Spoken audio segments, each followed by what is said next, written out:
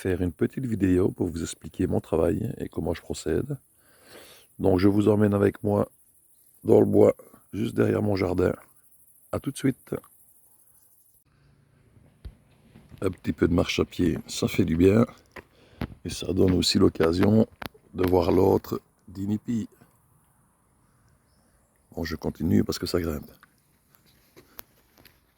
Petit coup d'œil sur le matériel utilisé. Donc ici nous avons une clé Tatanka.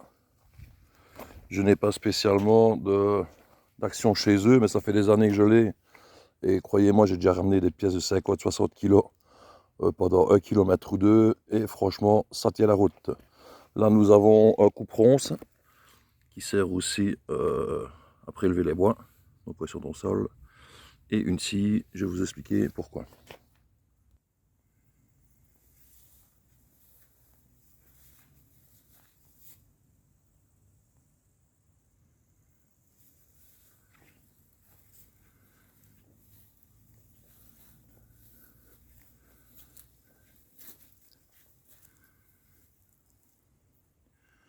Alors, vous voyez, ça c'est le plaisir de mon travail. Rencontre avec un chevreuil.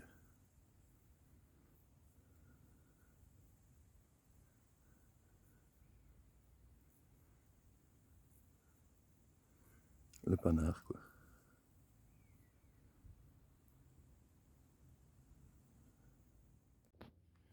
Pour les personnes qui ne me connaissent pas, ben, j'ai 2 pôles de travail, si on peut dire ça comme ça.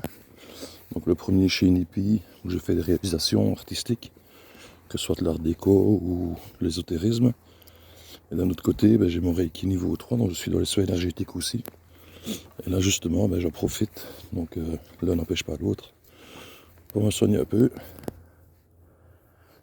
Petite marche à pieds nus dans la forêt, pour justement décharger tous les ions positifs et me recharger en ions négatifs.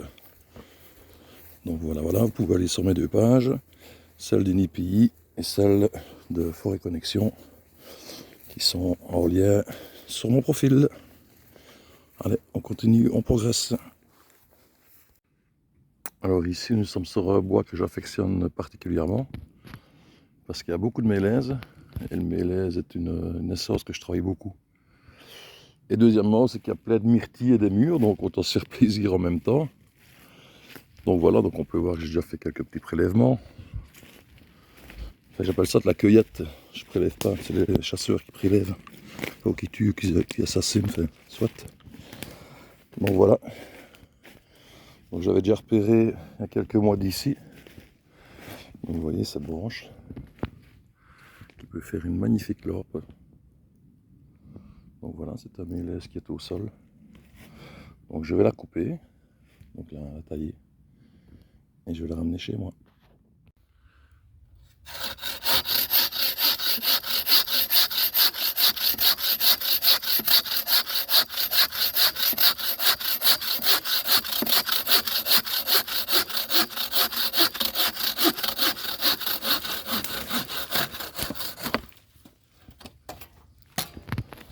Là, je vais retailler un peu sur le dessus.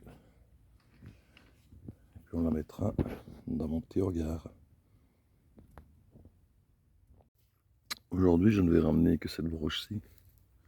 Là, je vais rentrer dans un domaine que peut-être certaines personnes ont un peu plus difficile de comprendre. C'est qu'il y a tout le côté vibratoire, donc dialogue avec les arbres, avec la nature. Donc ça m'est déjà arrivé, même sur des broches mortes comme celle-ci, de ne pas les cueillir, parce que bon, je sentais que je ne devais pas le faire. Donc on en revient toujours au respect. Donc ils ont chacun un esprit. Donc c'est bien quelque part, on n'est pas là pour consommer et consumer, donc de demander. C'est bien aussi de faire des petites offrandes.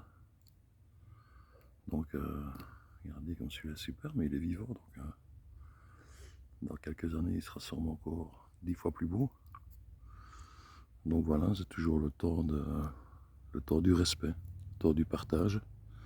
Donc ici, je vais lui donner une deuxième vie, avec son accord, bien entendu.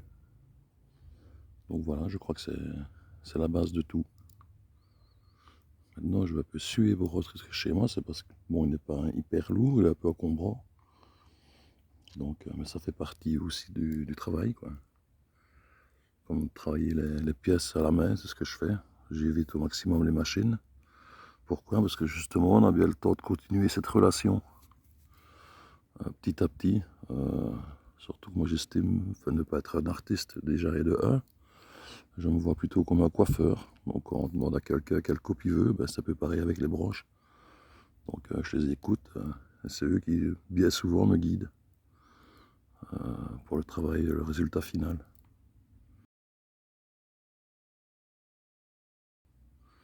Voilà, là, je vais couper mon téléphone. Profiter un petit peu de cette magnifique nature, de ce coin, de ces énergies. Et voici notre petit camarade de retour. Donc il est juste de là, de la colline en face. Et là maintenant, il va aller dans la pièce de séchage. Donc le voilà avec tous ses petits camarades. Donc ce sont tous des bois que j'ai récupérés. Certains que j'ai mis à dimension pour faire les baguettes magiques. D'autres qui a des années qui sont là, que je n'ai pas encore finalisé la discussion. Donc vous pouvez voir, c'est quand même beaucoup de mélèzes. Et là j'ai mes pierres aussi. Donc voilà mon petit stock. Et vous allez voir ce que ça peut devenir. Donc la pièce que vous voyez en photo, c'est une pièce qui est partie en Suisse. Donc comme toutes les pièces que je réalise, j'ai la particularité qu'il n'y a aucun câblage apparent, contrairement à beaucoup d'artistes ou d'artisans. Moi on voit aucun câble, donc vous voyez les ampoules et le câble qui sort au pied. Donc voilà, c'est une particularité. Fait de la petite vidéo. Je trouvais sympa de vous emmener avec moi, de découvrir un peu mon travail. Donc j'ai eu des fois quelques remarques que des personnes ne comprennent pas mes tarifs. Ben, je pense que, et de un, je n'ai pas à me justifier. Et puis voilà, maintenant peut-être que ces personnes-là, du moins, peuvent comprendre un peu mieux le travail.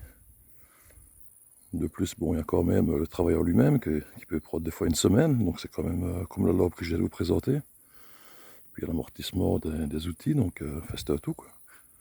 Et puis personne n'est obligé d'acheter non plus. Entre nous, j'ai pas à me plaindre de mes commodes, des pièces que je vois, quoi. Donc voilà. Voilà, sous ce beau soleil belge, ce qui est rare. Là, on a eu un beau chevreuil quand même, il y a eu des belles énergies dans le bois, donc c'était franchement cool. Merci pour ce petit bout de chemin ensemble et une bonne fin de journée.